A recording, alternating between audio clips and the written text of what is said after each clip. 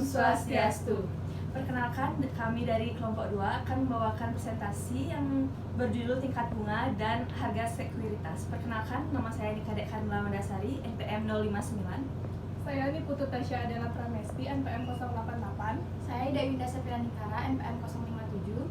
Saya Dayu Made Pratindari Manlabe, NPM 058. Lagi satu teman kami yaitu Intan Mariani, NPM 067.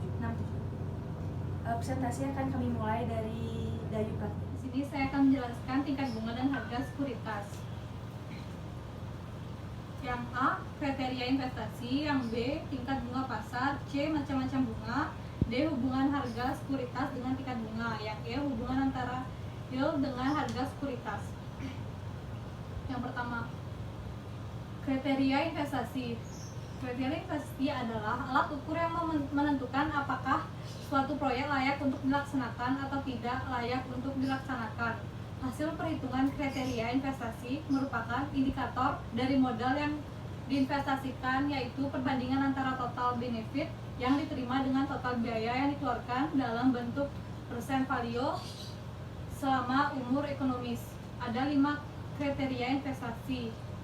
Yang pertama, NPV, yang kedua net BC, net benefit cost ratio, gross benefit atau cost ratio gross BC. Yang keempat, internal ratio of return, payback period.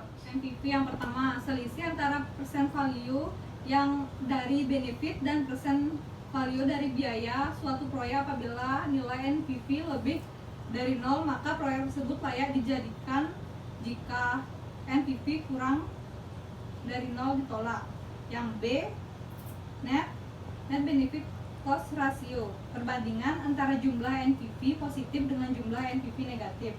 Apabila net BC kurang dari 1, maka proyek layak untuk dilaksanakan. Sebaliknya, net BC atau kurang dari 1, proyek tidak layak untuk dilaksanakan.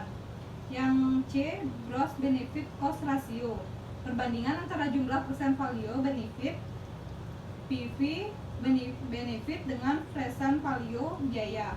Apabila gross kurang dari 1, maka proyek layak untuk dilaksanakan. Sebaliknya, apabila gross BC lebih dari 1, maka proyek tidak layak untuk dilaksanakan. Yang D, internal rate of return, tujuan perhitungan IR adalah untuk mengetahui persentase keuntungan dari suatu proyek tiap-tiap tahun. Jika IR hasil perhitungan lebih dari 1, maka bunga bank yang berlaku, maka proyek atau gagasan usaha layak untuk diusahakan. Yang E, payback period, merupakan jangka waktu atau periode yang diperlukan untuk membayar kembali semua biaya-biaya yang telah dikeluarkan dalam investasi suatu proyek.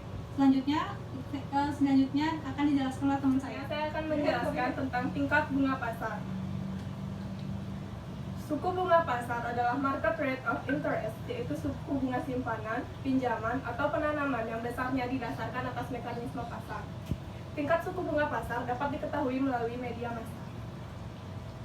Ada 3 faktor utama yang bisa memberikan pengaruh akan tingkat suku bunga, yaitu yang pertama, penawaran dan permintaan. Yang kedua, tingkat inflasi.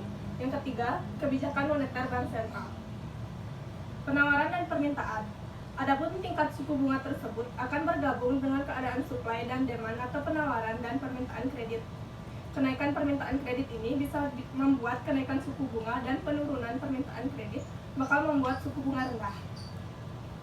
Jika sebaliknya, dari tingkat penawaran kredit yang bertambah banyak bakal membuat penurunan tingkat suku bunga, dan penawaran kredit yang berkurang membuat kenaikan suku bunga. Yang kedua, tingkat inflasi.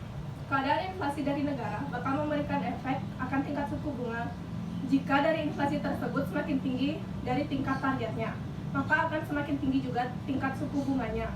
Hal ini terjadi disebabkan karena pemberi pinjaman bakal meminta suku bunga lebih tinggi menjadi kompensasi penurunan pada daya beli mata uang di waktu mendatang. Yang ketiga, kebijakan moneter bank sentral. Dimanapun tingkat suku bunga itu ada di tangan bank sentral, mereka mempunyai andil besar untuk merubah tingkat suku bunga melalui kebijakan moneternya. Suku bunga yang ditetapkan oleh bank sentral ini bisa memberikan pengaruh pada suku bunga pinjaman bank. berada di Amerika Serikat dengan bank sentralnya atau Federal Reserve, di mana biasanya memutuskan tingkat suku bunga melalui transaksi pasar terbuka, di mana dilakukan dengan cara membeli dan menjual surat-surat berharga seperti obligasi dan bond. Saya akan menjelaskan macam-macam bunga.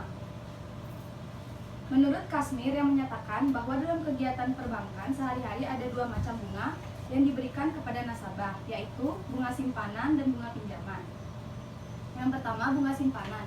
Bunga simpanan adalah bunga yang diberikan sebagai perangsang atau balas jasa bagi nasabah yang menyimpan uangnya di bank. Bunga simpanan merupakan harga yang harus dibayar bank kepada nasabah, sebagai contoh jasa giro, bunga tabungan, bunga deposito. Yang kedua, bunga pinjaman. Bunga pinjaman adalah bunga yang dibebankan kepada para peminjam atau harga harus yang dibayarkan oleh nasabah kepada bank atas pinjaman modal yang dinikmati oleh nasabah tersebut. Sebagai contoh, bunga kredit. Suku bunga merupakan daya tarik bagi nasabah sebagai imbalan bagi masyarakat yang meminjam uang ke bank. Diharapkan calon debitur akan tertarik untuk meminjam uang ke bank tersebut. Walaupun bunga kredit yang dibebankan kepada calon debitur harus dikembalikan pada setiap bulan sesuai dengan persentase yang dibebankan. Selanjutnya akan dijelaskan oleh Selanjutnya yaitu D, hubungan harga sekuritas dengan tingkat bunga. Yang pertama, tingkat bunga mengakibatkan keseimbangan antara jumlah tabungan dan investasi. Apabila tingkat bunga meningkat, maka jumlah tabungan juga akan meningkat. Selanjutnya, sebaliknya apabila tingkat bunga meningkat, maka jumlah permintaan investasi akan menurun. Lebih lanjut dibahas di uraian berikut. Hasil sekarang current yield. Yang dimaksud dengan hasil sekarang adalah jumlah tingkat hasil berupa bunga atau dividen dari nilai suatu pinjaman atau sekuritas pada saat ini dibandingkan dengan nilai pasar suatu sekuritas sekarang.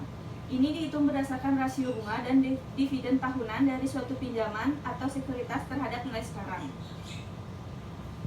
Selanjutnya, yield to maturity adalah bunga yang akan dibayarkan pada hari jatuh tempo. Rancangan bunga ini mendorong individu untuk memilih mengeluarkan dananya pada masa yang akan datang dibandingkan sekarang. Selanjutnya, holding period yield 6. Tidak semua investor menyimpan sekuritasnya sampai jatuh tempo. Beberapa investor memilih menjual sekuritasnya sebelum jatuh tempo. Hal ini sangat tergantung pada pilihan yang dianggap menguntungkan oleh investor. Selanjutnya, E, hubungan antara yield dengan harga sekuritas. Perbahasan di atas mengenai yield maturity dan holding period yield, kita mempelajari hubungan penting antara bunga dengan harga sekuritas. Apabila kita pada bab sebelumnya khususnya tentang teori dana pinjaman, kita tahu bahwa ada dua kekuatan, yaitu permintaan pinjaman dan penawaran pinjaman. Kedua kekuatan tersebut menentukan tingkat bunga. Debitur atau demander menawarkan sekuritas, sedangkan kreditur atau supplier meminta sekuritas untuk investasi. Jadi, tingkat hasil rate of return atau yield pada suatu sekuritas dari harga sekuritas tersebut ditentukan pada suatu fenomena. Sekian presentasi dari kelompok kami. Apabila ada kesalahan kata ataupun yang kurang berkenan, kami memohon maaf. Kami tutup dengan para mesanti. Om Santi Santi Santi Om.